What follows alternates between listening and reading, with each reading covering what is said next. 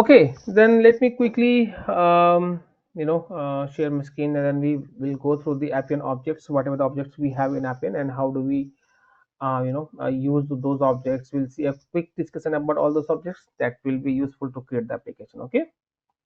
All right, let me share my screen quickly.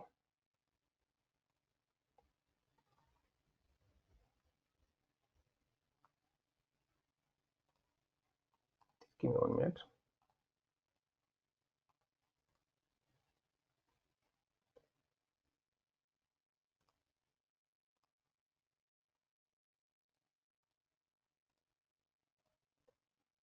All right, you guys can see my screen.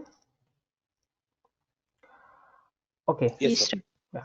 So we will be creating an application in our environment. This is the practice environment we have. I hope everyone has this environment. If not, let me know. We'll guide you through to get this environment. Okay. This is a practice environment given by the Appian. So everyone will be using this. Anyone here who doesn't know how to get this environment, please do let me know. All right. So we will be creating an application in our environment, and then we'll see how to create an application, the naming conventions, the description that we put, all those things we'll do that. Before that, let me give you a quick overview of the objects that we create in our environment, right? We have talked about this environment already, like what is the design environment, where is the tempo. Now let me give you some quick review of those objects that we create in our application to build a proper, any requirement. So first of all, the we have is that record type, which is as I used to say that this record type is the backbone of Appian now, because Appian is now considering to remove the use of CDTs and data stores, and they are forcing us, or maybe you can say they are asking us to use the record more, because in comparison of the data stores and then CDTs, the query, the taking action of features, everything is better in Appian record type. Okay, so they are asking us to use more the record type and try to get rid of CDTs. And if you see in the practice environment, they have not given the option of data stores and CDTs, and that was one of the reasons. Okay, but it's not like that we can't we should not be using it. If you are working on your existing applications of, like, let's say Khan is working on the LTI some project site, so he must be working on some existing applications, so there he must have some CDTs and data stores. But yeah, what Appian is saying, in future, if you want to create some new structures of the data, make use of record type instead of CDTs, right? What else we can do with the record type? You can take an action on the data. There are multiple type of the record types that we have in Appian. We have database, we have third party, we have Salesforce, we have processes. So these are the data points that you can have it, and then you can bring the data from anywhere in the world, and then you can have your record view. You can take action on it, you can update it, you can create a new data set, you can delete the data set. All those things also you can perform by using the record. You can have multiple views of your data. Let's say in one tab you want to see the summary of your data, another tab you want to see the let's say audit log of your data. All those things you can perform in this record type. One of the most important feature that record has come up is called relationship feature. What it does is, if you guys know the use of view, database view, right, when where you join two tables and then bring create one whole different structure of data, and then get that data in your app, whatever, right, wherever you want it. So that view takes a lot of time to execute their joins and then bring up the data for you. And whenever we query that view, it takes double time, because first time it takes the joins execution time, and then second it takes the query execution time. So twice execution time it's getting to get the data from the view. In general, it's if you have the views with a smaller set and with the smaller data set, you get the data very fast. But if you're going to work on a real example, and if you're talking about the big projects, then the view query was the one of the pain area in Appian. Everyone was getting stuck to get the data from the view after applying all those filters and all that. So that's why Appian come up with the relationship feature, which works on the cache memory, and even though if the data is not available, the query is much faster as compared to the data store. So that's why Appian is saying that, get rid of data store and series, start using the record type. Right? Any question in the record type?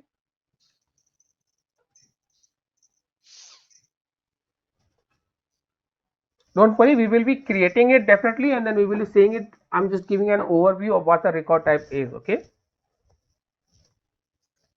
All right. The next item that we have, the next object, is called process model. Another important feature of the Appian, because whenever we had to design a workflow and we had to use some smart services like sending an email, writing the data to the database, generating the documents, all those things we will be performing by using the smart services we will be doing inside the Appian process model. Okay. So that's what the process model is used for. It also defines the workflow, which direction it has to go, what action it has to take. All the things will be done in the behind the scene after submitting the form or maybe taking an action on it. Then everything will be done in behind the scene by using the process model. Okay. Any question? If there are any questions, please do let me know. Okay. Then we have process report. Process reports are, this is basically to get the Appian data. When I say Appian data, let's say it's not working on your data. Whenever we executing a process model, an instance gets created behind the scene. In the background, for one process model, multiple instances get created. Okay. So for each instances, if you want to get the data of those instances, we need to use the process report. Sorry. Right. So process report is basically gives you the inbuilt data of your Appian, like what is when the process is started, is there any task in it, what are the process variable is being used there, whom the task is assigned, who are the owner of the task. If you want to get all those details like task properties, process properties, you need to create a process report. The most and common use of this task report is to, if you want to create a site in Appian and then you want to get the list of the task, you need to create a process task report.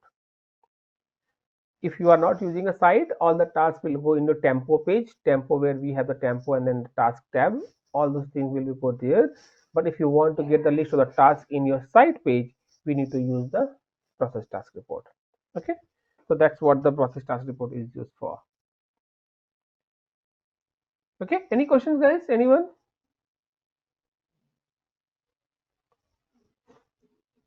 We will be creating the reports and everything. I'm just, don't worry about it. Don't think that I'm just going to cover all the topics like this only, right? I'm just giving an overview. All right. What's the next? The next two objects are related to the RPA, robotic task and robotic world, which we will not be creating it. Then we'll move to the interface.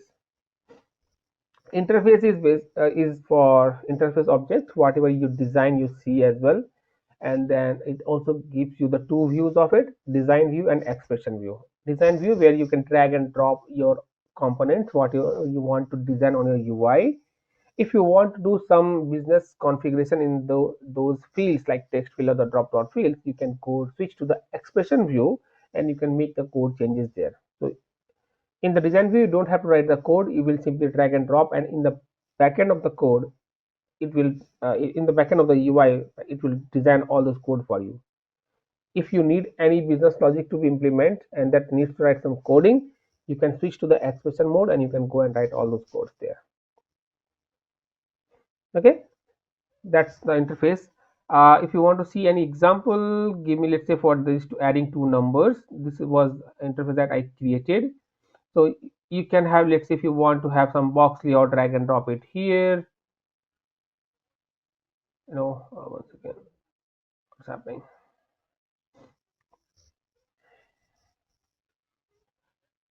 Let's say I want to have a section layout here.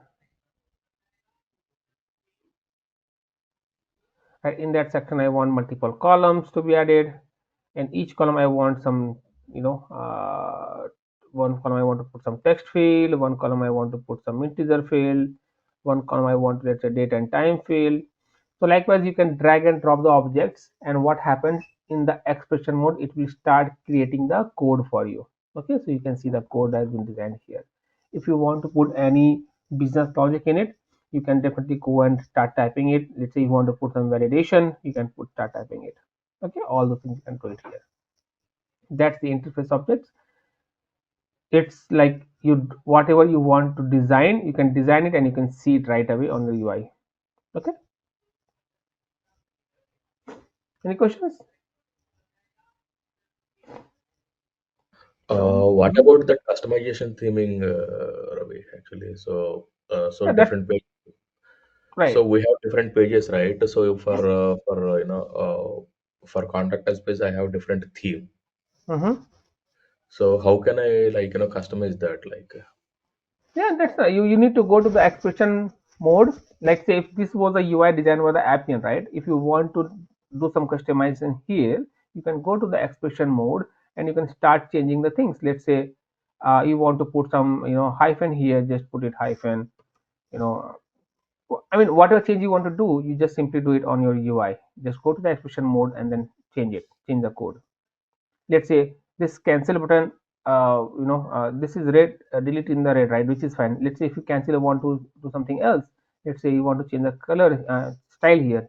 These are the style that we have. Okay, so whatever you make the changes in the code, that will get reflected here. So ghost is for color, let me see, solid, so it will get changed. Okay, Okay. so whatever you want to make the changes, you need to change in the code and then it will get reflected right away on the UI. You just have to save it. Okay. Yeah, all right. Report is basically if you want to design it, it's an interface only. It uses the interface only. If you see, if you want to create any report, it says what interface you want to use here. It's just the name in the report, it comes up. So what we do in the report, whatever object you want to display in your UI, let's say if you want to represent your data in the graphical form, with the graphical representations, some charts, line chart, pie chart or bar chart. If you want to do those things, you need to create an interface object for that, and then that interface object you will be using inside the report. They just created this Appian report as a separate object. Why? Because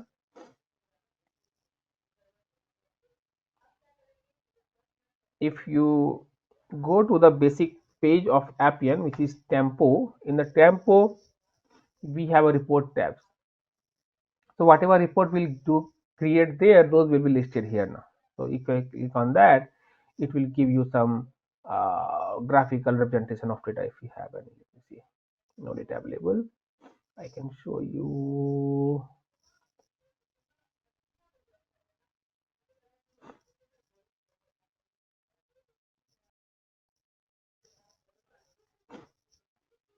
Hmm, yeah, like this. We can have a report created which we can use in our Appian to display the graphical representation of the data. Okay.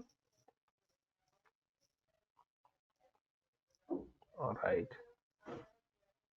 Yeah, now we have site.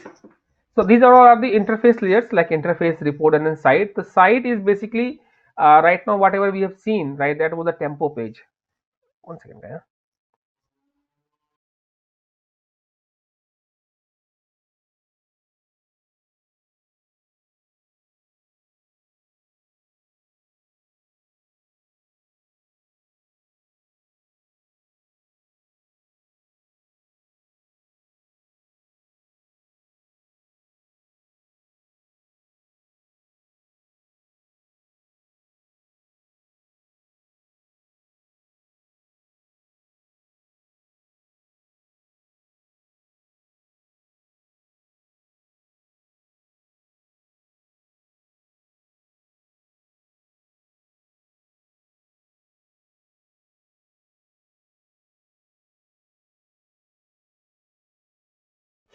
Sorry, guys. Just crossing this.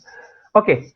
So we were talking about the interface layer. So site, right? So whatever we have seen now, there are two things we have seen, right? Let me show you again.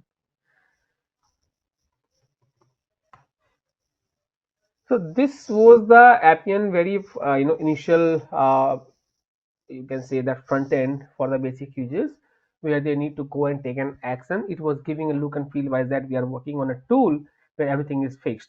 If you go to the actions, you can take actions on the multiple applications that are available. So if you are part of, let's say, 5 applications, all the actions will be listed here. Now here you can differentiate with the name of the applications that you can take as an action.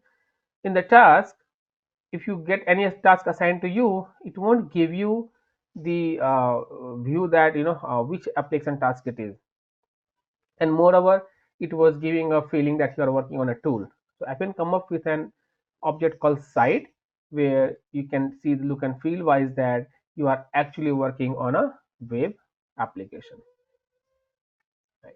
So all those things that you can do from here to the basic page, you can do it from the site.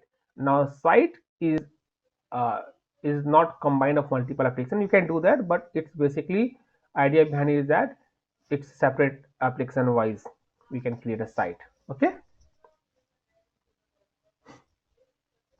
clear? Right. Now the next object that we have in interface layer is called portals. This is very recently introduced to the Appian. It was very highly recommended and demandable. So I always give this example of Indian Postal Services, right? If you want to track your request number, where is your post service, right? And maybe your parcel, or maybe your the yeah, parcel basically, right? So what you get whenever you go and submit your parcel, you get one receive one number, right? So based on that number, you need to put that into your Indian Postal Service, and then you hit this button, then you get your details, right? Do you need a credentials there, or maybe checking the PNR status?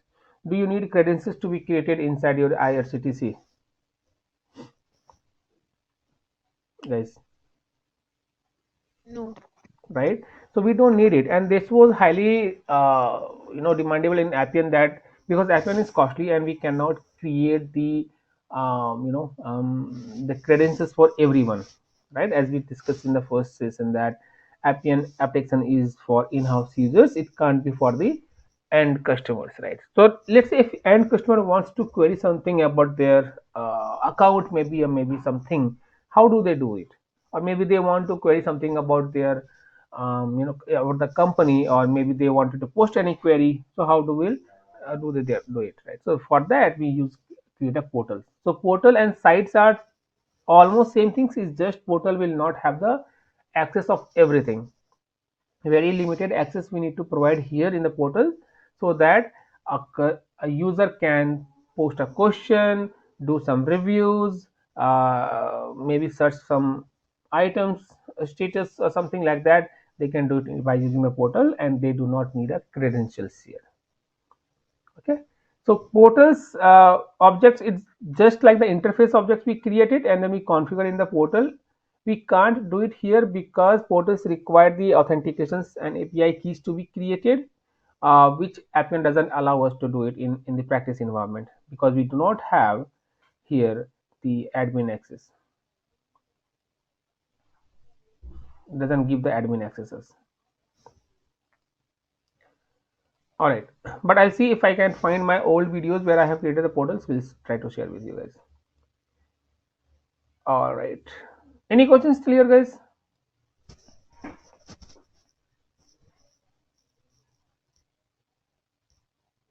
No? Okay. Expression rules. What is an expression rule? So basically, if you want to create a supported rule for your application, let's say if you want to create any query rule, if you want to create any, maybe say, some calculations, maybe some data manipulation, if you want to do it, it gives you a window where you can do certain things. You can, it's like just like the a notepad, coding notepad window, where you can do addition, subtractions, multiplications, query, all those things. If you want to whatever with the data, you can do it, but you can create an expression rule. So it can be used as a separate supporting rules that we will be using inside our applications.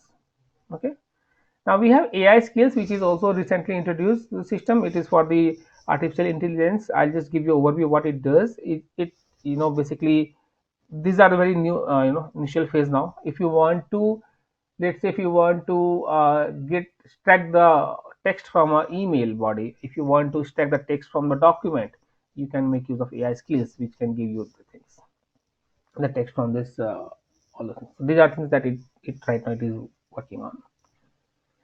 Okay, so we have decisions.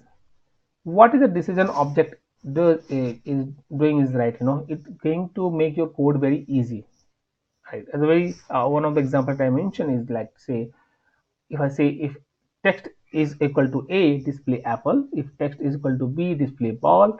So likewise, if I have a condition till Z, so what code you will think of?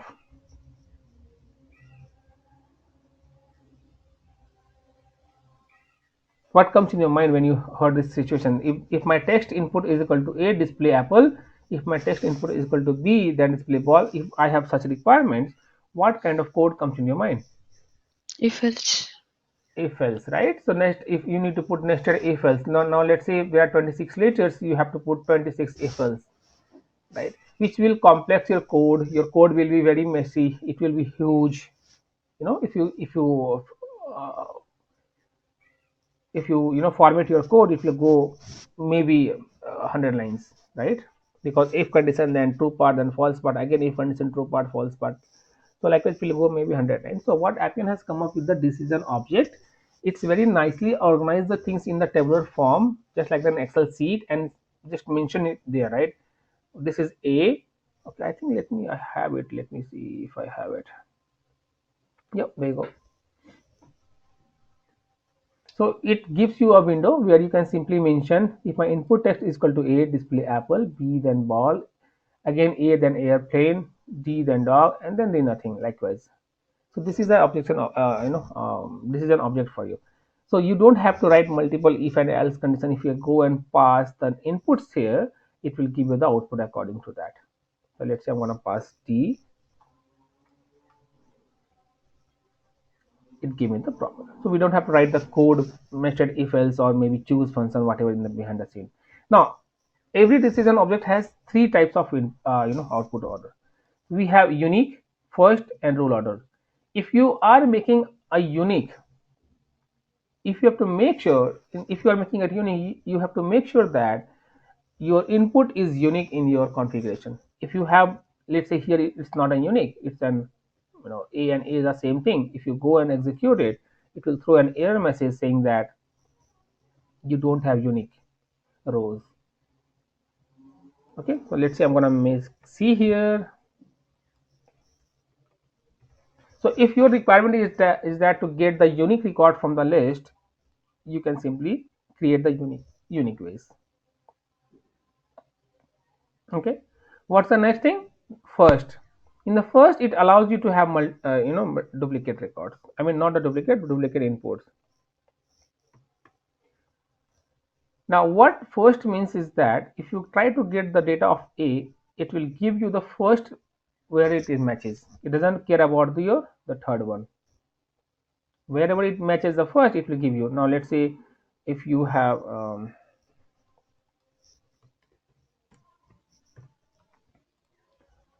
and then let me say add one more row.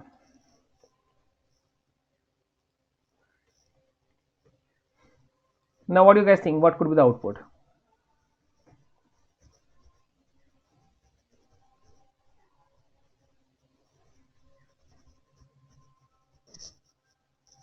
Anyone?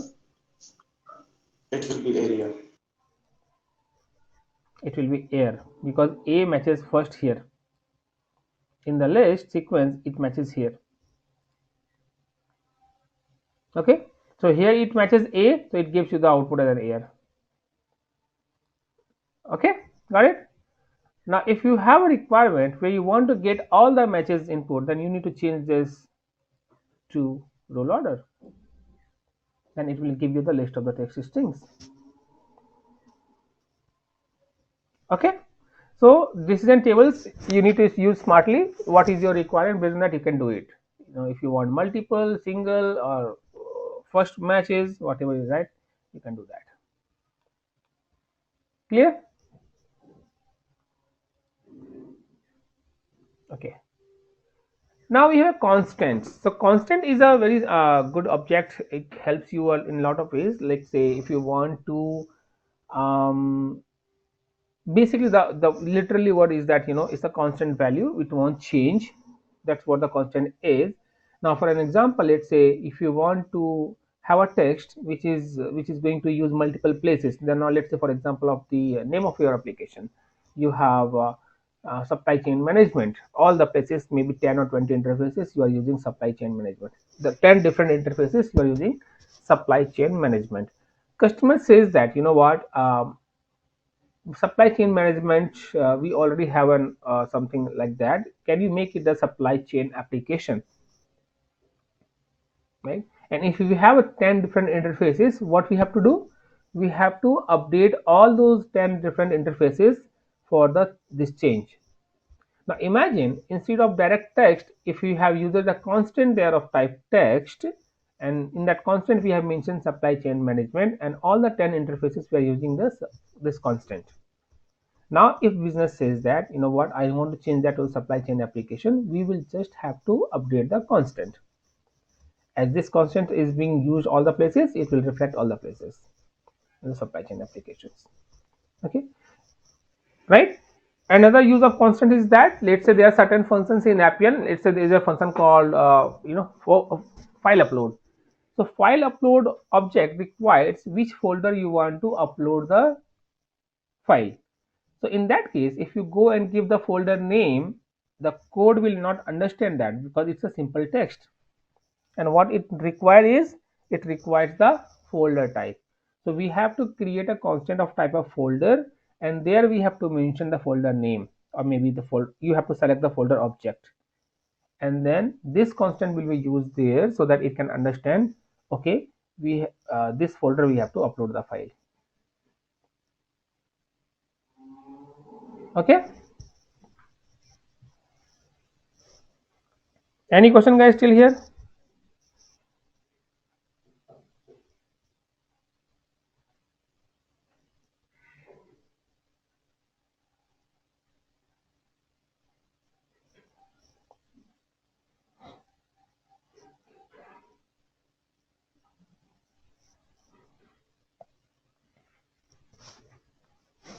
No?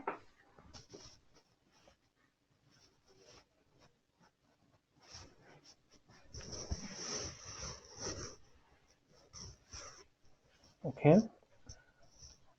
This translation set is also introduced to the Appian newly. This helps you to design the things in multiple languages. Uh, I haven't gone through this. I'll check if I have, then I'll give you details of this. Okay, so this is basically if you want to have your some object to be displayed in the multiple languages in the some text, you can do it by using the translation set.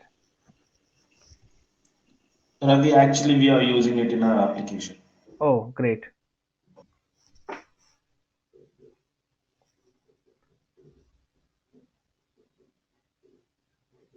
Okay.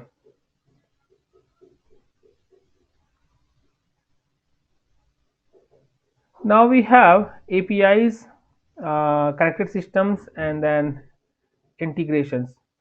So integrations and API. I'll come to the connected system. First of all, what's the difference between integration and API? People usually get confused in these things, API and integration. So let's say if you want to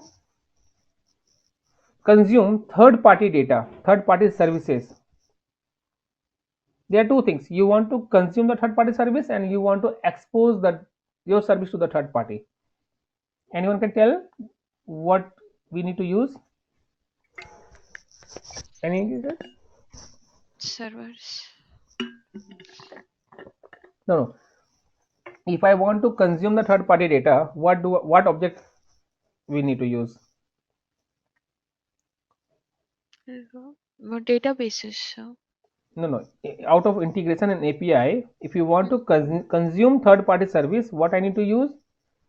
And if you want to expose our service to third party, what we need to use? Uh, integrations we can use from third-party APIs, I think. Right. So if you want to consume, if you want to use the services of the third party, then we need to create a integration object. If you want to expose your Appian data to third party, we need to create an API object. Now, how people get confused? They say that, you know what? If I want to create a post integration, I need to send some Appian data to the third party, right? So why not this is called API? This will not call the API because the service is available to the third party.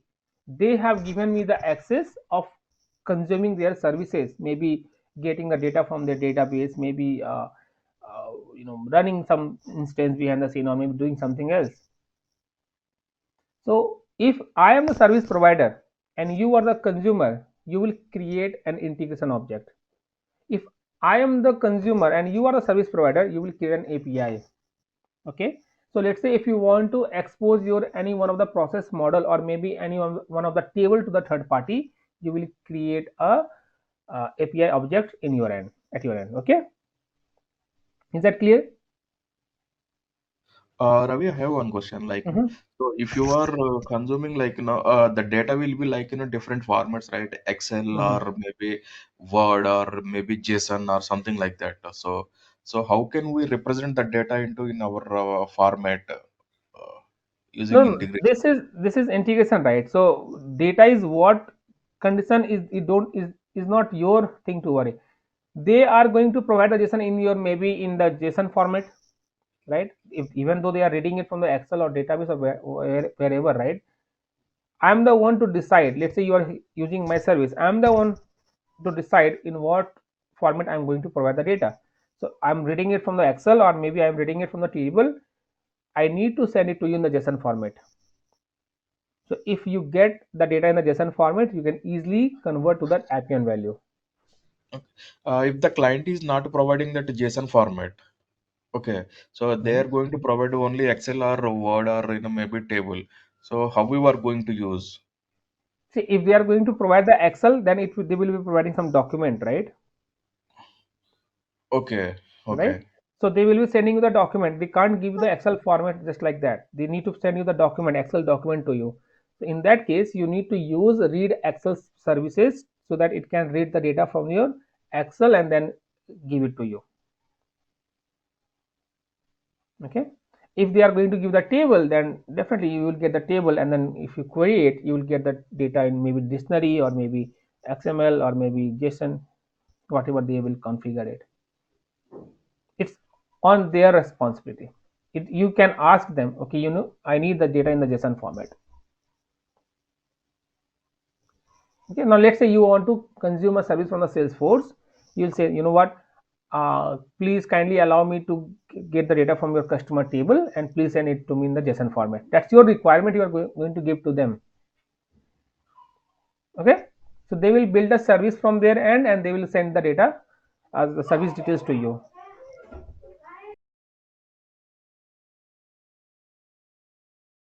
One second. Huh?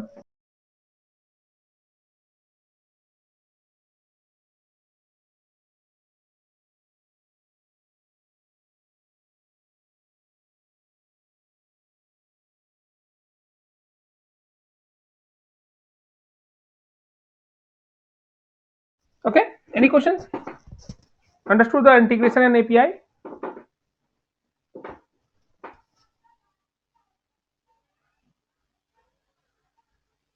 So what is a connected system then?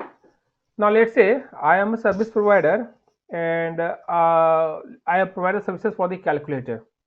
And as I am going to provide a service for the calculator, I have multiple services within it. I have addition, subtractions, multiplication, divisions. Now if you want to use my service, let's say for addition or subtractions, you want to create two multiple integration objects, one for addition, one for subtractions. Do you need to make the connection points separately? No, you don't, because the parent service provider is one. So we'll create one connected system which will get connected to the parent service provider calculator, and then slash you can make use multiple integration. So you don't have to do multiple connections point for each and every integration object. You connect once, create one connected system, and then that connected systems you can use to in the multiple integration to get connection established and then get your input. Okay, is that clear? Connected system integration and API.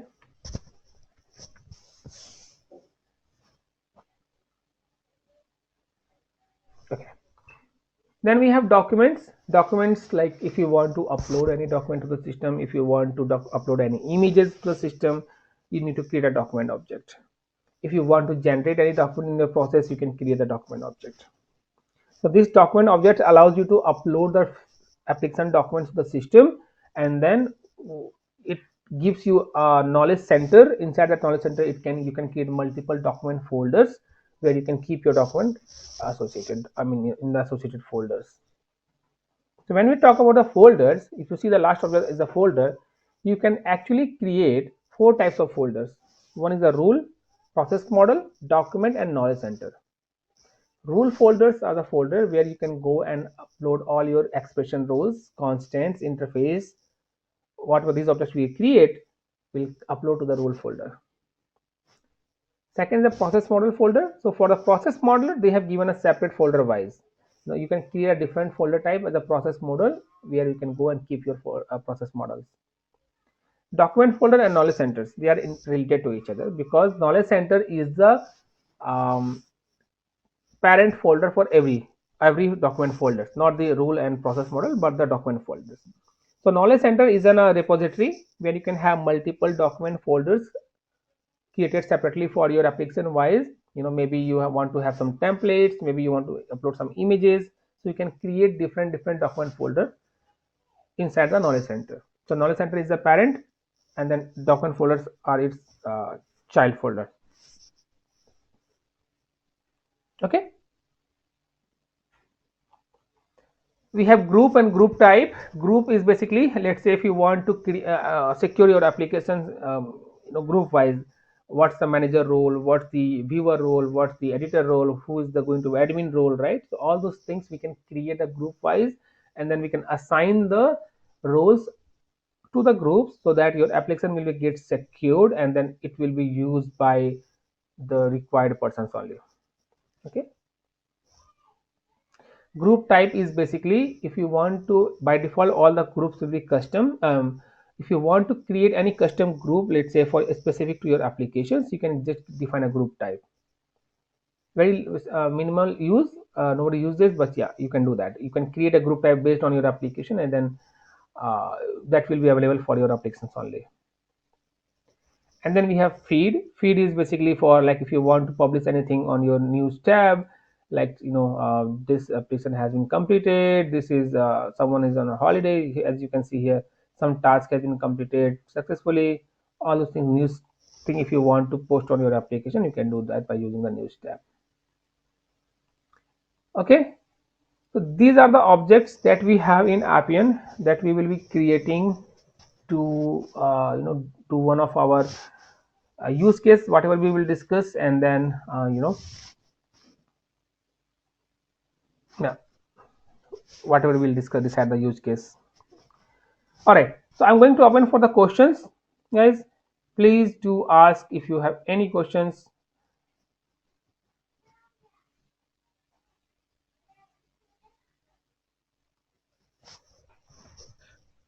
Ravi, what about the database? Like, which database will going to support? Like, can we customize any other database like Oracle, like SQL or something like that? Yes, you can do that. For that, we need an admin access, which doesn't provide it here. If you go to the navigation icon, there is something called admin console. If you are using your Appian in your company, you can see the admin console. If you go to the admin console, you can see there's a configuration on the left hand side of the databases. You can add your databases. So you need to provide the connection string of for database, and which database you need to add, you have to select it. By default, Appian gives you the MariaDB. Okay, Maria database, where you can go and create your tables and make use of your applications. Okay, So what about that users authentication and authorization? Like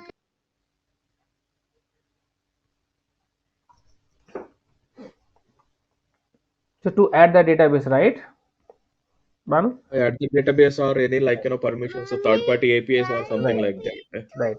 So it is just like the third party service that you are going to use, because the Oracle, MySQL or SQL server is going to the third party database for your Appian environment, right?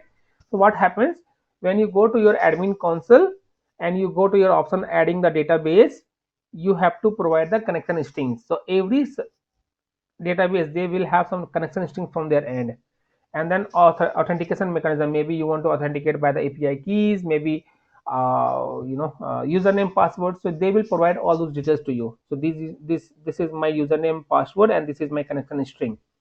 You need to go and add that connection string and then username and password and click on save. Now that database will be get available to you. Very easy. You just have to provide these three things: connection strings, and then your connection authorizations. Two things. Okay, okay, Ravi. Yeah, thank you. Yeah.